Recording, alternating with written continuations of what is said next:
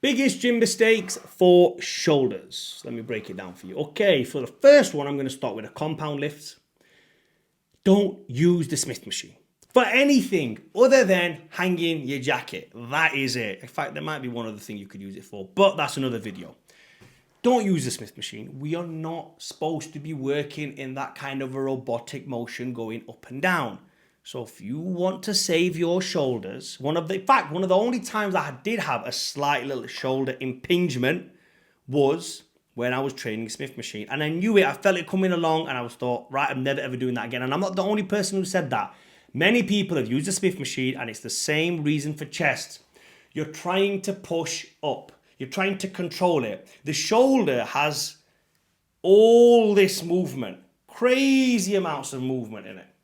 And when you're fatigued in this linear motion, your body's trying to push that way, it's trying to push this way, a lot can go wrong. Remember, it's a ball and socket joint, guys. This is what is going on. This is what's happening in your shoulders. So it shouldn't be just moving up and down in one perfect motion, because eventually it's going to give way. That's what happens. So don't go too heavy on it. First of all, don't go heavy. If you're doing standing shoulder press, the strongman style, you know, when they whip it up, or then the clean and jerk, as you call it in Olympic lifting, great. Your shoulders are strong. They're built for movement. They're built in a natural plane of motion. So what they do is they'll start the bar here and then they'll end there. You see that motion is going kind of like behind them. Natural. Let your arms be free. If you like the shoulder press, do incline, seated, shoulder press. Do that. It's a bit of an awkward position, but even better than that, just do dumbbells. Stick to dumbbells. Keep them free, because this is the natural angle where they should be, over here. And you can't have a bar going through your head, can you? Obviously, that'd be ridiculous. So shoulder, dumbbells, perfect. Little shoulder machine is okay to do. Don't go heavy. First things first, don't go heavy and don't use the Smith machine. Now we come to the side laterals. When it comes to any side laterals, I don't care if they're bent over, laying down, standing machines, whatever you're doing, stop using cables. There is something called a dumbbell. It was invented a very long time ago. It's a perfectly good piece of equipment, apparatus, whatever you want to call it, to use to build the dumbbell, use to build your side delt. You hold it, wherever it is, guys. It can go there off the center, it can go off there a little bit, it doesn't matter. Bit of freedom. Do you understand what I'm trying to say? Now, I know people are going to argue and say, oh, well, you get more of a stretch if you use the cable from behind and it pushes you. Bro, listen, same thing again. Ball and socket joint. The more torque you have on it past the point, do you see what happens? It kind of comes out. So use gravity. People think, oh, but with dumbbells, once they're down here, you're not getting a full stretch because gravity takes over. Exactly. That's good. At the bottom of each rep, you want it to be stopped.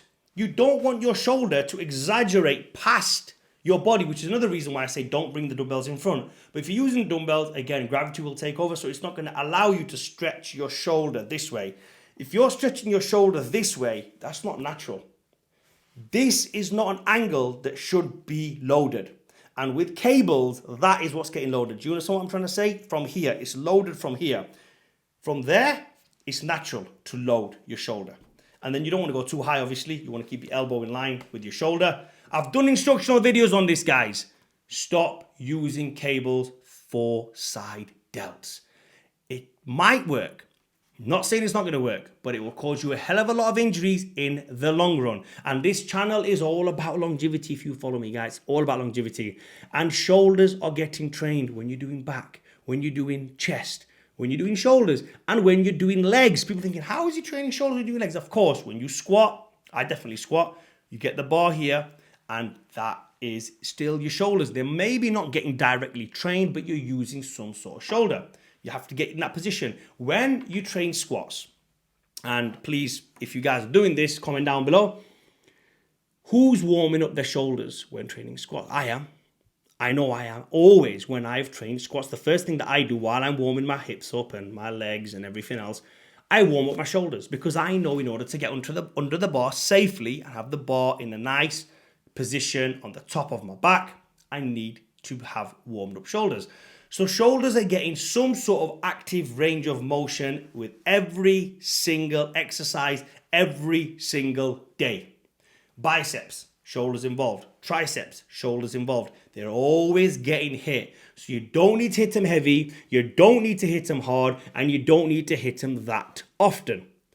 Once a week, more than enough. And try to do a little bit high repetitions. Now, careful when I say this. When I say high repetitions, I mean 12 to 15. What I class as normal repetitions is around the 8 range. That's okay to do for some exercises, like the pressing. But for sides and rear delts, you just want to go to 12 to 15. Now, what I don't want you guys to do is those stupid burnout sets where you're in excruciating pain and someone says, do 10 of these, then do this, then do 10 of them, then do 10 of these, and then hold it here, then hold it. Listen, you have one set of shoulders, one set. The muscles here, it's quite a large muscle group. Use it, exhaust it, train it, and then it's done. You do not have to be training your shoulder joint. You don't have to knacker your shoulder joint until it's burning. If your shoulders are burning, you're doing them wrong. There's just a muscle on the outside of your rotator cuff. Strengthen that. Strengthen the tendons, strengthen the ligaments, so you have good, healthy shoulders. And the number one thing, not that you shouldn't be doing, that you should be doing at the end of every single session, even chest, or even legs, so this kind of decompresses your back, is hanging off the bar. If I had a bar at home, I mean, I do pull-ups every day when I'm abroad anyway, but I haven't got a pull-up bar in the UK at home.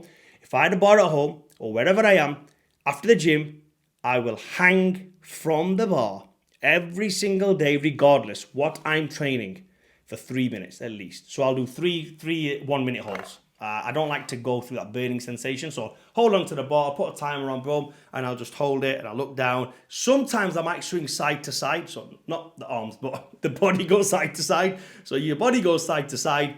And what that kind of do is it'll just kind of give you a nice little bit of stability in your joints. And then you can kind of like go front to back as well. So as you're like doing this weird kind of, motion like this, it's giving you good stability.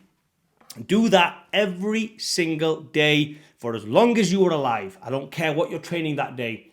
You should do hanging stretch every single day if you don't want any shoulder injuries. And again, guys, like a lot of things, there's a lot of exercises that I hate. I could go on forever, but those are, I think, my top 2 or 3. So don't use the cables. Don't go heavy when it comes to shoulders. Hopefully this video gave you some value. Please comment down below the exercises that you hate to do for shoulders and like the video.